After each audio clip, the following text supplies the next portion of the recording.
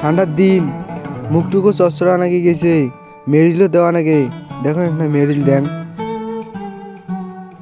কিরে, ওদিনকে নিনুক মেরিল তাতে এগুলো শেষ হয়ে গেছে। দেখো অল্প না দেন রে, এই মেরিল মুখ 6 মাস নিয়ে যাওয়া নাকবে। ওরে বাবা, অল্প অল্প করে দেন, ভালো করে। সেই অল্প করে দেওয়া লাগবে। হ্যাঁ এই তো।